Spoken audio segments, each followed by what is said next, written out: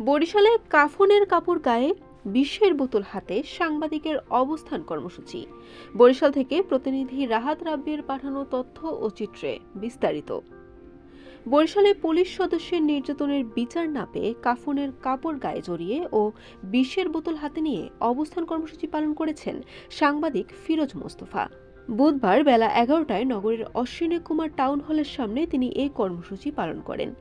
এ সময় ফিরোজ মোস্তফা অভিযোগ করেন, গত 6 মাস ধরে বরিশাল মেট্রোপলিটন কোতোয়ালি মডেল থানার এএসআই সাইদুল ইসলাম সাইদ ও আমানতগঞ্জ পুলিশ ফাঁড়ি থেকে প্রত্যাহার হওয়া কনস্টেবল নাভিদ আঞ্জুমের দ্বারা তিনি জুলুম, নির্যাতন ও ব্ল্যাকমেইলের শিকার হচ্ছেন।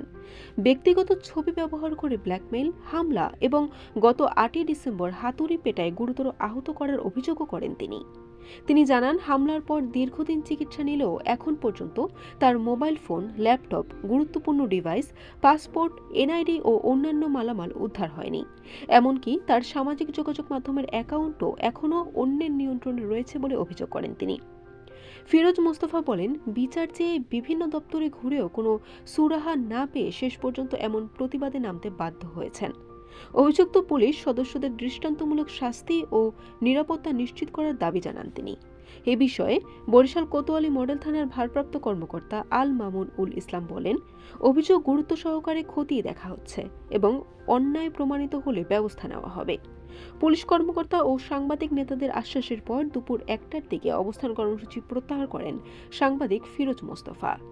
বরিশাল.নিউজ।